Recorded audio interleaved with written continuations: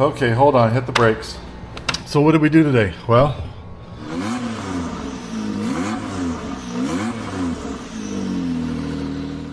hello YouTube, I'm back. Yeah, had a couple of days off. Had a case of the Cocoa Puffs. Apparently you can't say the C word. I don't know why that is. I just kind of want to hear, and I don't want to risk this video being taken down. So yeah, I had the C word for about a week, pretty bad. And then I took another week to recover because I was just so drained from it. Oh, did you guys see that?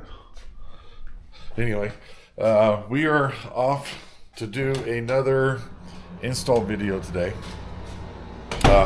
We're going to do the bulletproof kit from EVO for the intake and the fuel rail. Should be a picture somewhere right here, but here's what the parts look like when they come from out of the package. So we're going to get the car accessible here, put the kit on, and we're going to try to take a couple shortcuts. I'll explain that as we go.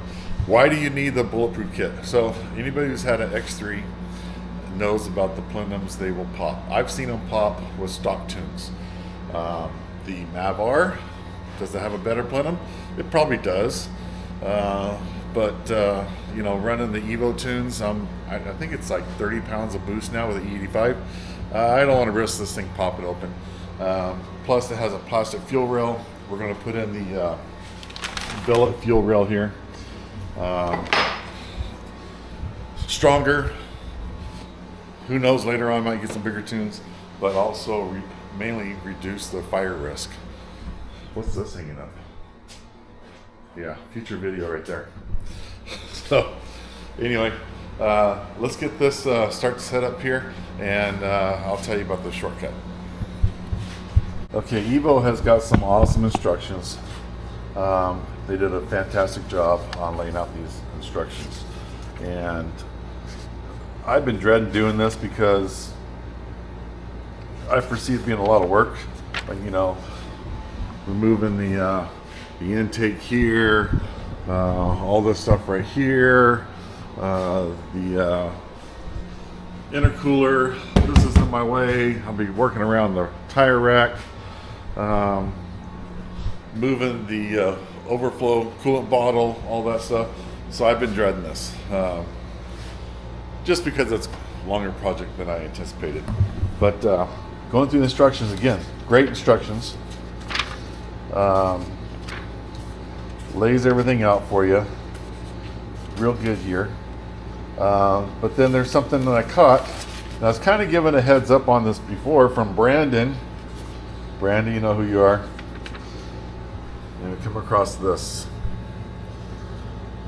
For these instructions, remove the bed and intercooler for better photos. This section of instructions is not needed, but does allow for more room. So, yeah, I'm going to skip to step 9. All these pages go past. Step 9.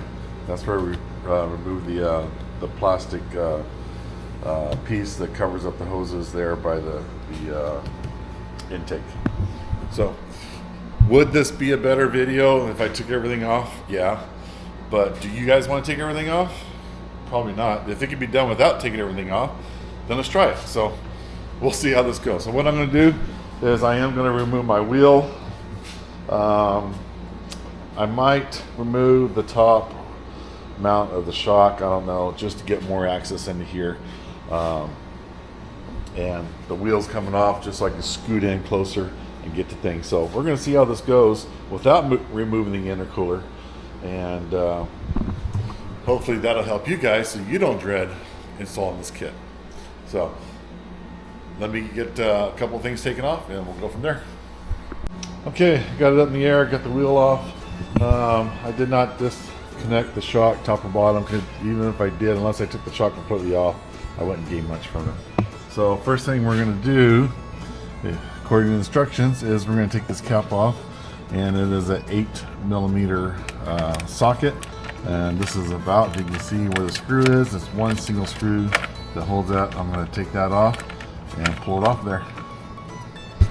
Okay, I got the plastic cover off. Now what we're going to do is that removed the top piece. Now we're going to remove the bottom piece. So to remove the bottom piece, we're just going to move the coolant hose and this evap hose out of the way.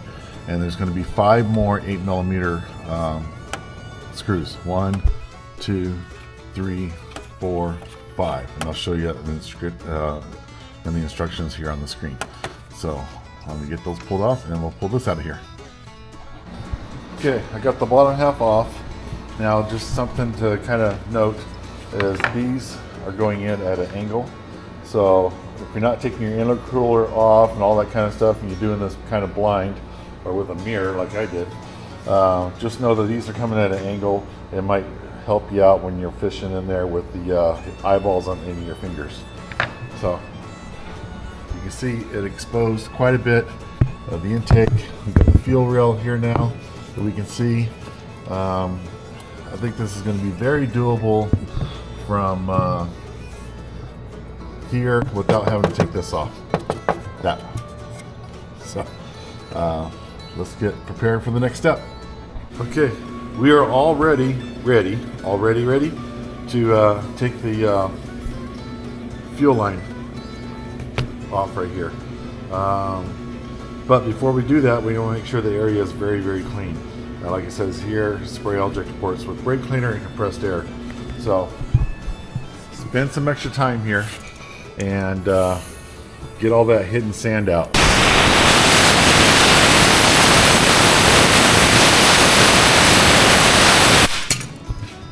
Okay, a little tech tip for you. A couple of these lines, you can zip tie them up here to your fan. Do not forget to undo that zip tie later on. And then if you have this emission here, it has a spring clip right here. So I'm going to take that off and pull this aside to really expose that fuel rail. Okay, so I sprayed this all down with brake cleaner, did a bunch of compressed air. You really want to spend the extra time to get it clean in here. So next thing we're going to do is we're going to disconnect these 2 mounting bolts to get the fuel rail off. We're going to undo this little clip here and push down right there to disconnect the fuel rail right here. And then we're going to flip it over 180 degrees to expose the connections to the injectors.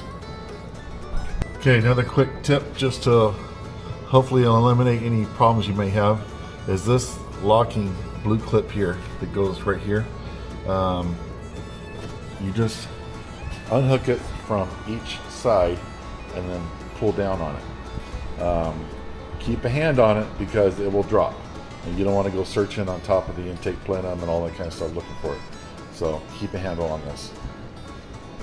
Okay, so got the fuel rail off, and this pushes down pretty easy right here, and it wasn't hard to pull off. I hadn't started the car for 2 weeks or so. There's still quite a bit of fuel in there. Something you might try is pull the fuel pump fuse and then run the car a little bit so you run out of fuel. I don't know, that might help.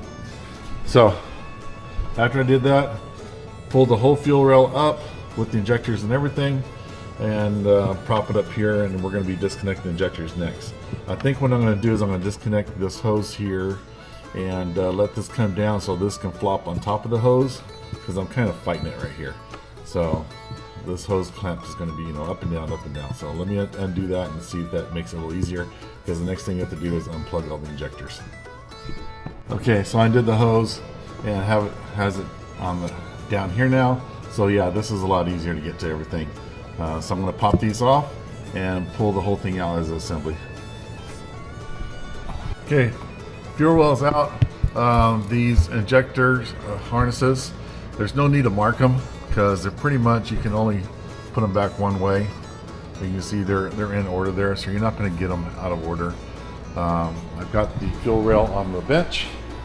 What we're going to do next is we're going to take our injectors off the old fuel rail, put them on the new fuel rail.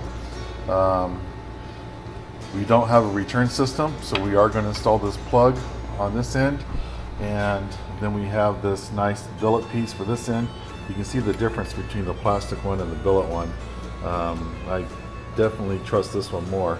This one actually almost looks like it's flared a little bit. like it's kind of, you know, out of shape. I don't think this one's going to get out of shape. So there are these clips that you pull out, and then we're going to put them into here. Pretty straightforward. Again, make sure you follow along with this video with the instructions from EVO. You want to make sure and use some dielectric grease on the O-rings. Make sure the O-rings are clean. So let me get these switched over and I'll show you what it's going to look like. Okay, so I got my fittings on. I did use a little bit of dielectric grease. I didn't have a metric this size, 15/16, 8mm Allen right there. Okay, I just want to show you how I'm getting these clips off. They can be a little bit tricky. Hopefully it shows up. As you pry on this, you still got these little tabs down here that are grabbing on, so you got to loosen those up. So I don't know. This is what's working for me. Prying it up a little bit, and then comes right off. I'll do one more for you. Get a little tension going.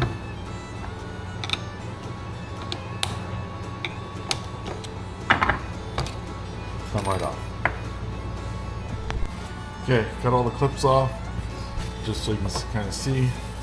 What I'm going to do now is pull the injectors out, take a look at it, put a little dielectric grease on there, clean it up first, and then put it in there. Might be a little bit of struggle. Make sure it's clean. The O-ring on there. Let's get a little bit of dielectric grease on it. Just a little bit's all you need. Because when you put it back into the new fuel rail, you just don't want this thing to pinch. So everything lined up, and we're just going to pop them back in there. We're not going to reuse these. We're going to be using these nice little clips. So I'll do one more here. Come out pretty good. See, no matter how much you clean it, you still get a little debris in there. Make sure you get that clean.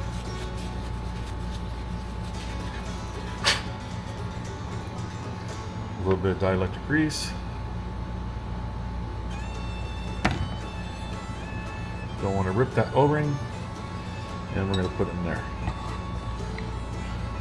Okay, and then what we're going to do after that is we are going to put these on and use that bolt. So let me finish these up and we'll come back. Okay, I want to show you something as you put these in that, I don't know, these injectors, there's a groove right here. So when you put this clip and you're not putting it up there, you're not putting it way down there by the O-ring, you're going to put it right in that groove right there. So make sure you get that clip in there so it's in the groove before you tighten it down. Okay, got all installed. By the way, that is a 3/16 Allen. I went ahead and made sure that all these O-rings are clean. I put just a little bit of dielectric grease on them. Again, you just don't want to tear the O-ring when you're putting it back in. And being that you put six injectors in at the same time, you may have to wiggle a little bit, so you don't want to like jam it and tear the O-ring. So that's why I put a little bit of grease on there. So we're going to put this back in the car. Remember, we're going to install this upside down in the opening, plug in the injectors, and then we'll turn it right side up and push these into the ports. While I was away, I went and got me a sweet tea. Isn't that a cool cup? That was a gift. I use it all the time. Okay, I don't know how much I'm going to get this on film here, but when you're putting the ejector clips back on, you're going to have to squeeze that little tab in, slide it on, and then when it's all the way on, you'll know it's all the way on because this will pop back out again. I don't think I will be able to get this on film, but yeah, I can't do it one-handed. But make sure your injector harnesses are on all the way. So you have to push in this wire, start the plug on, push the plug all the way up, and when it's on all the way, this wire will pop back out again, locking it into place.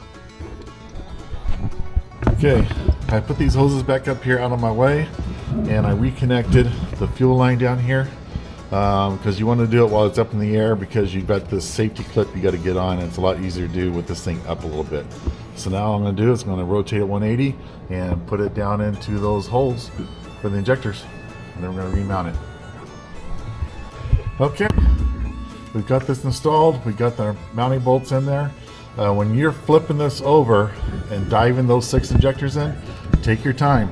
Don't force it, because you're trying to line up 6 things at once. So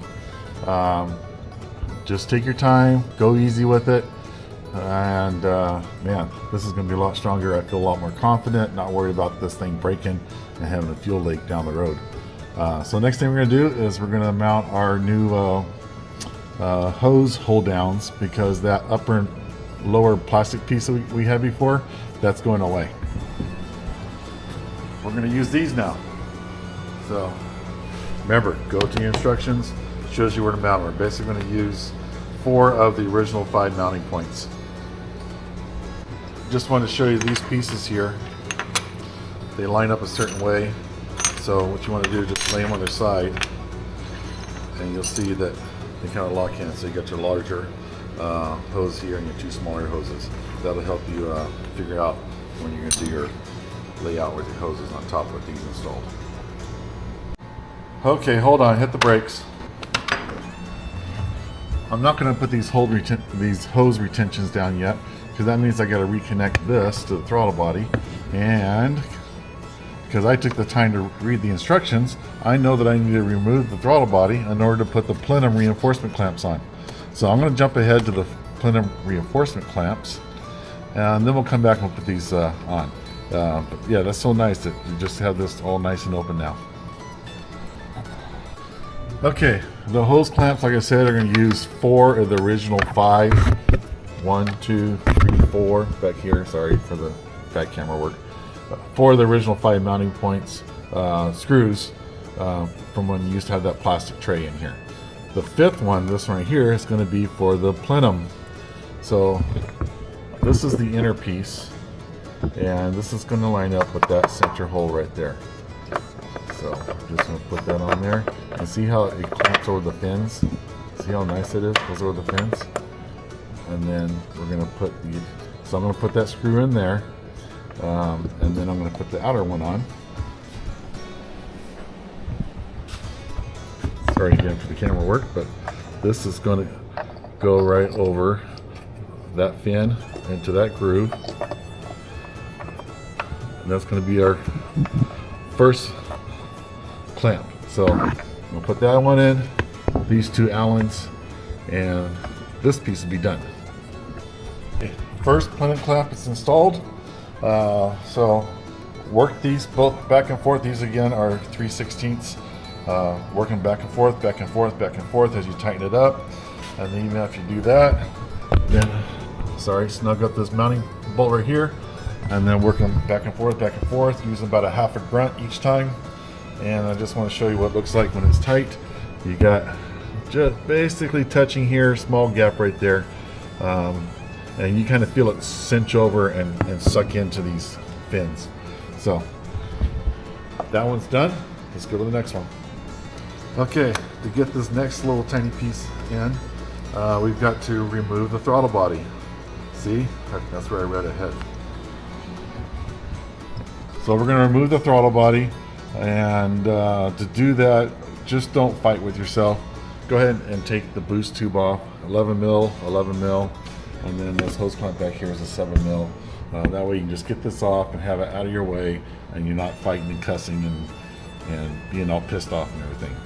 So let me get this off. Okay, we're going to do another tech tip. So this smallest clamp goes behind the plenum, and this kind of shows you right here. It's behind the plenum. So it's going to go in this configuration right here. Now you want to start the screw to get it started. Now notice the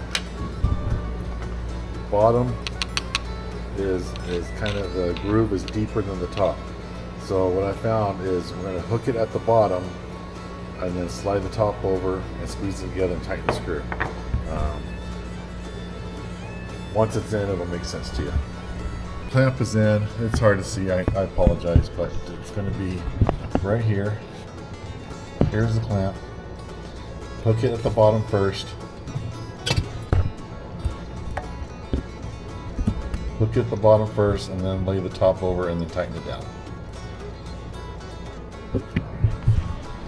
Okay, where does this next one go? Next one goes on the front of the window, front being in front of the car. So we got to cut the harness to the map sensor. Here's the map sensor, and it's going to get funky with the video, I know. So that wire comes around down here, and it's zip tied, and we're going to cut that zip tie, and this is the front of the joint here, and that's where the clamp's going to go. So I'll cut that harness, we'll put the clamp over this joint and get it tightened up, and I'll show you again. It'll make more sense. Okay, can you see that? Hopefully you can see that. Take a picture. Anyway, that's where that goes. So we got 1, 2, and way back here, 3 clamps holding this on now. So now we're going to do our hose retention. Before I can do that, I got to put my throttle body back on. Okay, we are all wrapped up. So what did we do today? Well, we put in a new fuel rail, and with that fuel rail, we got our injectors in and all that. Everything looks good. We put in clamps, and we put in these hose guides. Now, this guide right here, when I did the blow-off valve, because I'm a California car, I had to tee into this hose. So that made a little bit of a struggle right here because it's a little bit offset from where it was. But anyway, it went in, it's fine. So what you want to do when you're all done with this is you want to turn the key on, run the fuel pump for a while, make sure you don't have any fuel leaks or anything, and then just admire your work. It looks a lot cleaner. Got rid of some Can Am junk on there, and I'm liking it. So that is the bulletproof kit from EVO for your Mav R. Thank you guys again for tuning in. It's good to be back filming after having a couple weeks off. I'll try to keep a little more often. But again, please, if you like this video, hit that little like button, subscribe, tell your friends, and we'll see you on the next one.